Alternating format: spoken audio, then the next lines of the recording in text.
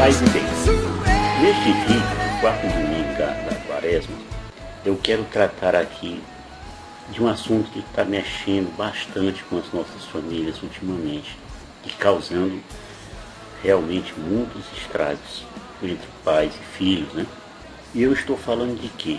Da parábola do filho pródigo. Ela fala de um filho rebelde que perdeu a noção do que é uma família. Antes, porém, nós vamos entender o significado dessa palavra pródigo, né? Porque muita gente atribui conceitos diferentes. Então, primeiramente, pródigo pode ser a pessoa que dissipa seus bens gastando mais do que é necessário, ou seja, um esbanjador, um perdulário, né? Mas também o pródigo significa aquela pessoa generosa, liberal, magnânima, né? Que vai lá e é bastante generoso na hora de uma oferta, na hora de um festejo, né? Pois bem, vamos lá. Um homem tinha dois filhos, olhe bem. O que isso significa? O mais novo, ele representava os gentios, que somos nós na época, né? Gentio era tudo aquilo que não era judeu, especialmente nessa época os gregos, né? Era mais chamado de gentios. O mais velho representava quem? Os judeus. Então essa parábola, ela representa a paternal misericórdia de Deus para com a fraqueza humana. Nesse caso, Jesus é esse filho mais novo, que alguns fariseus acusavam de beber com publicanos e acolher prostitutas e gentios, que somos nós, volto a repetir. E ele disse: veio para o que era seu, mas os seus não receberam. Então, em Lucas 15, no versículo 2, a gente lê: o mais novo disse a seu pai: meu pai, dá-me a parte da herança que me toca. O pai então repartiu entre eles os haveres. Agora, veja o que é que diz Deuteronômio no capítulo 21, versículo 17. Que o caçula só teria direito a uma terça parte da herança. Porém, era considerado uma ofensa muito grave, pedia a parte da herança antes que o pai morresse. Ou seja, o pai dele ainda estava vivo, tanto é que ele falou, meu pai, né? Só que quando um jovem está sob encantamento, né, ele não consegue pensar direito. Satanás, ele sempre chega para evitar aquele raciocínio. Com Adão e Eva, também foi assim. Então, esse rapaz, ele exerceu o livre-arbítrio dele. Porém, ele não poderia pedir a sua herança enquanto seu pai estivesse vivo. Isso aí foi uma ofensa gravíssima, certo? Continuando. Poucos dias depois, ajuntando tudo o que lhe pertencia, partiu o filho mais novo para um país muito distante. Pois bem, e lá ele dissipou a sua fortuna vivendo dissolutamente. Essa distância entre a casa dele e esses lugares que ele foi, significa que esse jovem estava esquecendo de Deus e se entregando à própria sorte.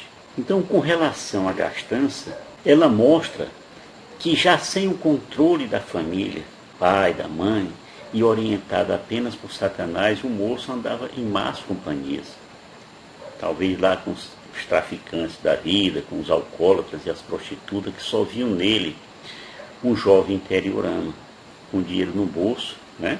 E encantado com ambientes bem diferentes da monotonia que tinha lá na casa de seu pai. Então, pelo lado puramente espiritual, ele já estava totalmente perdido, desligado de Deus.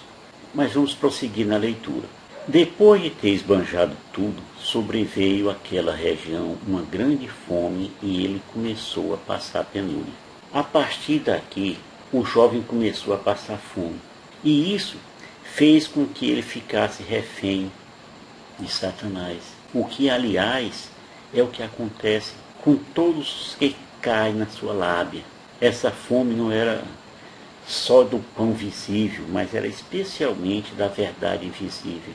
É como a fome citada no livro de Amós. Virão dias, oráculo do Senhor Javé, em que enviarei fome sobre a terra, não uma fome de pão, nem uma sede de água, mas fome e sede de ouvir a palavra do Senhor. Entendeu aí? Então, esse jovem já meio atordoado, ele foi pôr-se ao serviço de um dos habitantes daquela região que o mandou para os seus campos guardar os porcos. Agora veja bem, que eu estou colocando aqui tudo para lhe dar um ensinamento, para lhe dar uma formação do que é essa parábola, riquíssima. Esse tipo de emprego feria muito o orgulho dos judeus. Uma criação de porcos, que era imundo para eles, né? Era algo degradante demais. Eu vou até citar aqui uma passagemzinha da Mishneh Torah. Os sábios proferiram uma maldição sobre quem cria cães ou porcos, porque eles causam danos frequentes e graves. Tá? Vou botar aí a fundamentação. Então, vendo aquele jovem lá misturado com os porcos, Satanás começou a rir. E ria muito, né? Porque ele estava vendo aquele jovem judeu sendo degradado. Isso aí para ele é como ele olhar para um filho nosso que sai de casa. Satanás ri enquanto nós choramos. Então, continuando. Desejava ele fartar-se das vagens que os porcos comiam, mas ninguém lastava. E aqui veja que ironia, né? Ele tinha alimentação farta e o conforto de um lar. Ele estava agora como? Procurando comer as vagens que eram dadas aos porcos. E ainda assim não se saciava. Acho que os porcos iam para cima dele, né? Para não dividir a comida. Entrou então em si e refletiu. Quantos empregados há na casa de meu pai que tem pão em abundância e eu aqui estou a morrer de fome? Pois é, meu povo, após tantas humilhações, o jovem se conscientizou da grande bobagem que tinha feito. Ele reconheceu a ofensa que fez ao pai e à sua família. Viu que foi um erro gravíssimo ouvir apenas Satanás. Foi essa situação degradante que o encorajou a pedir o perdão do pai. E ainda bem, pois muitos dos nossos parentes e amigos sequer têm essa oportunidade. Basta a gente dar uma olhada em fotos que mostram a Cracolândia, a ação dos drogados destruindo as famílias. Eu lembro até de uma música, gosto demais, que é Diamante Mendigo, que foi cantada pelo Raul Seixas quando ele já estava meio doidão. Mas numa passagem da música ele diz isso. Não respeitei o sacrifício que custa para construir a fortaleza que se chama família. Acabamos no fim perdendo a quem nos ama. Eu creio que o filho pródigo, ele conhecia as leis e as misericórdias de Deus, pois ele recorreu a elas. Veja só, os laços da morte me envolviam, a rede da habitação dos mortos me apanhou de improviso. Estava abismado na aflição e na ansiedade. Foi então que invoquei o nome do Senhor. Ó Senhor, salvai minha vida. Isso aí ele sabia de cor salteado porque estava no Salmo 114. Esse jovem, ele teve que descer até o fundo do poço para reconhecer que na sua casa, tanto os filhos como os empregados do seu pai comiam pão em abundância e que eram tratados com dignidade, que eles estavam vestidos decentemente, etc, etc. Aí o jovem disse, levantar-me-ei e irei a meu pai. Olha a palavra aí, levantar-me-ei. Ou seja, ele estava caído e tomou a decisão de levantar-se, a decisão correta. Então, ato contínuo, ele tomou a decisão de voltar ao pai. Veja bem que nesse instante, nesse exato momento que ele teve esse reconhecimento, ele já era outra pessoa. Entendeu? Nós não nascemos para comer vagem junto com os porcos, ou então ficar ali de amizade com falsos amigos. Deus nos fez livres e não para sermos presos, né, por Satanás. O jovem reconhece o seu erro e pede perdão. Esse perdão lhe aproxima de Deus e tira a sua escravidão de Satanás. E é o que acontece quando a gente procura Deus, querendo retomar a sua vida. Então diz o texto: e dir-lhe-ei, meu pai, pequei contra o céu e contra ti, já não sou digno de ser chamado teu filho. Veja que ele estava ali só ensaiando o que é que ia dizer ao pai. Mas ensaiava várias vezes. Mas nesses ensaios já estava implícito o seu arrependimento perfeito. O pai já estava ligado, já sabia desse arrependimento. Essas palavras que ele dizia fluíram no seu coração e o seu arrependimento era sincero. Não era aquela coisa da boca para fora, ou então aquele remorso. Não, era um arrependimento sincero. E vejam que coisa interessante. O pai, Deus, ouvia aquelas palavras em tempo real. Isso mesmo, em tempo real. Deus sabe tudo, escuta tudo, especialmente um pedido de perdão. Veja o que diz esse salmo. Então eu vos confessei o meu pecado e não mais dissimulei a minha culpa. E disse, sim, vou confessar ao Senhor a minha iniquidade, e vós perdoastes a pena do meu pecado. Estou colocando esses textos aí que é para você anotar também, para você tomar essa formação como uma coisa boa para você, para a sua família, para os seus amigos. Quando nós dizemos, vou confessar, antes mesmo dessa confissão auricular, Deus já nos perdoou. Mas é importante você saber disso, porque a confissão verdadeira tem o seu início no seu exame de consciência. O exame que é feito antes mesmo de estarmos na presença do Padre. Está escrito, o Senhor está perto dos contritos de coração e salva os que têm o espírito abatido. Salmo 33, versículo 19. O jovem deveria mesmo sentir-se indigno de ser chamado filho, Tanto é que tem no texto aí, trata-me como um dos teus empregados. Olha só. Então, quando estava com a sua família, ou a sua comunidade, ele via como o pai tratava os seus servos. Pois bem, aí então ele tomou a decisão. Levantou-se, pois, e foi ter com seu pai. Ele pegou a estrada. Veja a diferença de Adão e Eva. Adão e Eva preferiram se esconder de Deus, e ele não, ele foi atrás. Levantou, foi, pegou a estrada e voou para o meu pai. Não quer nem papo. Estava ainda longe quando seu pai o viu, e movido de compaixão correu-lhe ao encontro, lançou-se ao pescoço e o beijou. O filho estava magérrimo, estava só o couro e os ossos, entendeu? Vestindo farrapos, trapo, lameado, desacreditado. Estava só o bagaço. Então imagine a cabeça desse jovem diante do pai. O medo de ser, sei lá, ouvir aquelas coisas, de você não presta, você não vale nada, não sei o quê. Então ele chegou lá. O pai viu ele de longe ainda, Mas o sentimento de culpa dele e a quase certeza de ser surrado era grande. Levar uma surra daquelas. Pois bem, diz o texto, o filho lhe disse então, meu pai, pequei contra o céu e contra ti, já não sou digno de ser chamado teu filho. Como ele já tinha ensaiado, já tinha decorado. Então, o discurso que ele tanto treinou enquanto ele estava entre os porcos era uma tentativa, na sua cabeça, de comover e amolecer o coração do pai. A tentativa talvez de arrumar uma vaga, nem que fosse de empregado, lá nas terras do pai, que ele deixou bobamente.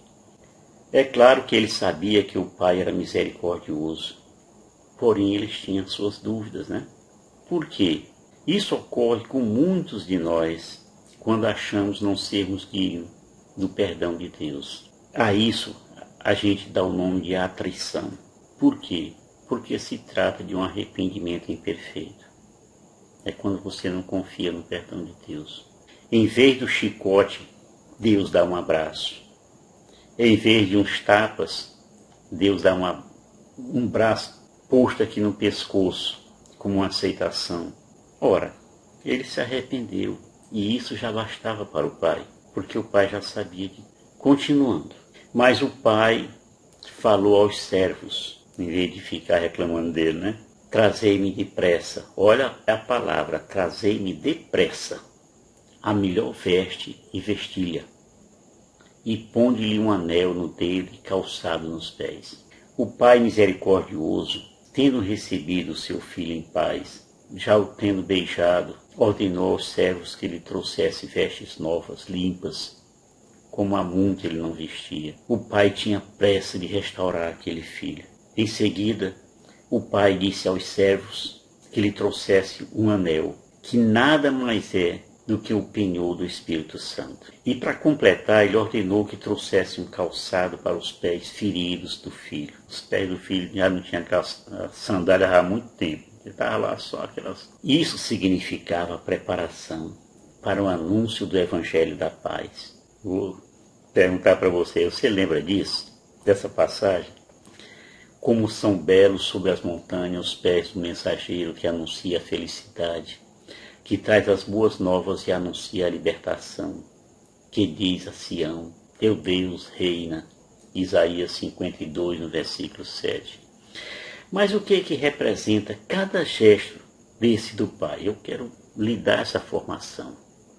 As vestes significam honra, reconhecimento, exaltação e também representam as vestes que Adão perdeu ao cometer o seu pecado.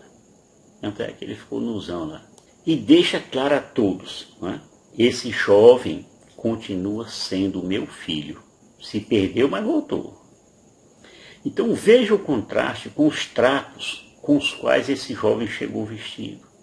Os mulambos, né? Que a gente chama aqui no Nordeste. Perceba como a humanidade está vestida também. A humanidade tem usado muitos mulambos, muitos...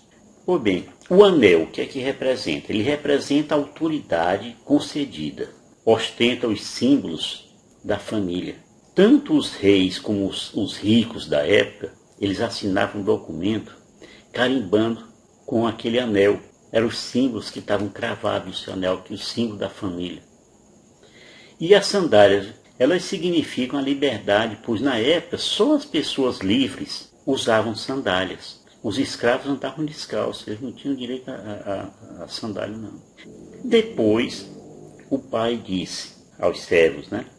Trazei também um novilho gordo e matai-o. Comamos e façamos uma festa. Está aqui evidente, gente. A felicidade, a alegria do pai era tão intensa que ele mandou matar um bezerro cevado.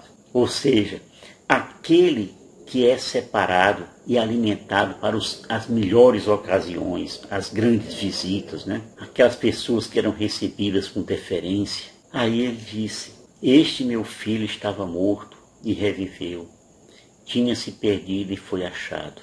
No versículo 24 está dito, começaram a festa. Não tinham mais tempo a perder. O pai deve ter dito ali para eles, regozijai-vos comigo, achei a minha ovelha que se havia perdido. Digo-vos que assim haverá maior júbilo no céu por um só pecador que fizer penitência do que por 99 justos que não necessitam de arrependimento. Comecemos a falar agora do filho mais velho. O filho bicudo, né? O zangado, coração endurecido. Diz o texto, o filho mais velho estava no campo. Ao voltar e aproximar-se da casa, ouviu a música e as danças. Chamou lá um servo e perguntou-lhe o que havia.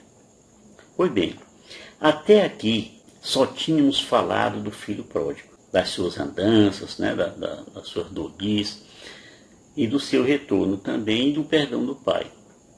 Esse filho mais velho, ele representa, como eu já disse, os judeus, especialmente os fariseus, que iam ali na lei, na ponta do lápis ali. Antes de chegar na casa principal, esse filho chegou na casa grande, como a gente chama aqui no Brasil, né? E ouvindo o som da música e os alaridos, né? O pessoal tudo ali naquela festa, vinha e correndo solto. A comunidade estava alegre. E antes de entrar, ele perguntou a esse servo o que estava acontecendo e o servo lhe explicou. Voltou teu irmão e teu pai mandou matar um novilho gordo porque o rei encontrou são e salvo. É claro, gente, que o irmão mais velho, bem como os sumos sacerdotes, os saduceus, né, os integrantes do Sinédrio na época, nas suas formações religiosas ouviram falar de misericórdia. Claro que eles ouviram. Mas eles quase nunca praticavam a misericórdia. E a gente vê isso mesmo nos ensinos de Jesus, como por exemplo na parábola do bom samaritano. Que aí depois você lê aí na sua casa com mais calma, está em Lucas 10, do versículo 25 a 37. O fato é que o irmão zangado, né, o bicudo lá, não compreendia o porquê daquela festa para recepcionar um filho beberrão, que gastou toda a sua parte da herança com prostituta. Né? É claro que aqui ele não se referia a Jesus, mas aos gentios, ou seja, nós, né, da época. Né? Afinal, nós éramos meio, né, chegada num vinhozinho, e eram vistos por eles, judeus, como idólatras também, gastador, darafá, orgia, essas coisas todas, né? Que gostam de chamar a gente aí, né? E essa bronca é antiga.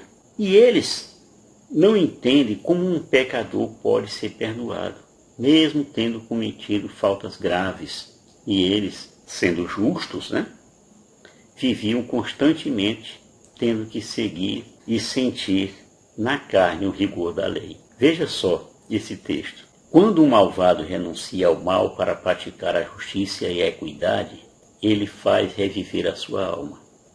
Se ele se corrige e renuncia a todas as suas faltas, certamente viverá e não perecerá. E eis que a casa de Israel pretende que o modo de proceder do Senhor não seja justo. Não é acaso, olha só, não é acaso o vosso modo de proceder que é injusto? Isso aí está em Ezequiel 18, 27 a 29. Pois é, o filho mais velho, como está dito no versículo 28a, encolerizou-se e não queria entrar. Ficou lá, amorrado, como a gente chama aqui, né? Ele ficou extremamente aborrecido com aquele banquete daquele bezerro cevado lá que foi ofertado naquele negócio. Sabe? Mas o seu pai saiu e insistiu com ele. Mas o meninozinho velho tinha um coração endurecido. Era uma pedra, um granito. Ele representava, de certa forma, os judeus mencionados nesse Ezequiel que eu acabei de ler aí. E claramente se sentia orgulhoso disso. Achava-se superior aos demais empregados, né? E que por isso ele deveria só receber elogios, tal como o fariseu no templo, que estava lá junto com o publicano, né? Bacana lá, dando lá a oferta lá. Depois você lê esse assunto aí do fariseu com o publicano, está em Lucas 18, de 11 a 12, vou botar na tela aí. Então Jesus, só para citar, estava no jantar lá oferecido por Mateus, e disse aos fariseus que reclamavam da companhia de pecadores na mesa. Jesus disse para eles: ide e aprendei o que significam essas palavras. Eu quero a misericórdia e não o sacrifício. Eu não vim para chamar os justos, mas os pecadores. E os fariseus e o filho zangado conheciam tudo isso. Eles eram versados na lei. Ele, o filho zangado, né? Então respondeu ao pai: há tantos anos eu te sirvo, sem jamais transgredir alguma coisa tua, e nunca me destes um cabrito para festejar com meus amigos. Isso aqui é a mesma repetição da passagem de Ezequiel que eu falei agora há pouco. O que o irmão mais velho tentava era mostrar-se sóbrio, cumpridor da lei e tal, e assim poder criticar qualquer tipo de festa que fizessem na casa. Aliás, está acontecendo com muitos desses evangélicos aí. Então ele mostrou quanto o seu íntimo estava impregnado de raiva e de rancor. É como se esse filho invejoso acusasse o pai de não reconhecer a dedicação dele. Esse era o retrato claro dos fariseus, e dos saduceus legalistas, os religiosos do tempo de Jesus, que Jesus chamou várias vezes lá de hipócritas. Eles eram mestres no quesito obediência, porém eram péssimos quando o assunto era amor, empatia, misericórdia. A obediência é agradável a Deus, mas sem amor e caridade de nada valem. Foi o que Paulo disse aos Coríntios: ainda que eu falasse as línguas dos homens e dos anjos, se não tiver caridade, sou como um bronze que soa, ou como um símbolo que retine. O fato é que essa gente hipócrita, especialmente as autoridades religiosas, só tinham amor a si mesmo e aos seus próximos, como alguns pastores de hoje, né? Na verdade, nessa parábola, Jesus deixa isso bem evidenciado. Nosso Senhor não veio para abolir as leis, mas para aprimorá-las. Lembra? Não julgueis que vim abolir as leis ou os profetas. Não vim para os abolir, mas sim para levá-los à perfeição. Mateus 5,17. Pois bem, o mais velho então disse para o pai: e agora que voltou este teu filho que gastou os teus bens com as meretrizes, logo lhe mandaste matar um novilho gordo. Para esse irmão mais velho, este teu filho, ele não estava se referindo ao meu irmão, este teu filho, ele não queria nem papo com mais nada. Este teu filho somos nós, e na cabeça dele vivemos farreando e não temos um comportamento moral ou ético. E aí explicou-lhe o pai: filho, tu estás sempre comigo, e tudo que é meu é teu. E é uma verdade. Tudo que é de Deus é também nosso. Acontece que nem tudo nos está submetido. O fato é que esse pai misericordioso, em vez de reprimir as ironias do irmão bicudo, ele disse-lhe amorosamente: filho, tu estás sempre comigo, e tudo que é meu é teu. Convinha, porém, fazermos festa, pois esse teu irmão estava morto e reviveu, tinha se perdido e foi achado. Tudo isso está no Evangelho de Lucas, no capítulo 15, de 11 a 32. De fato, podemos ler até a passagem que diz: terei eu prazer com a morte do malvado, oráculo do Senhor Javé. Não desejo eu, antes, que ele mude de proceder e viva? Mas aquele filho mais velho estava totalmente cego para enxergar essas coisas. Essas coisas que estavam nas Escrituras, ele conhecia. E é isso, irmão. Nós terminamos por aqui. Não deixem de participar da missa, tá certo? Vá lá e veja, ouça o que o padre tem a lhe dizer, tá bom? Shalom do Pai. Follow you, do you know where you go?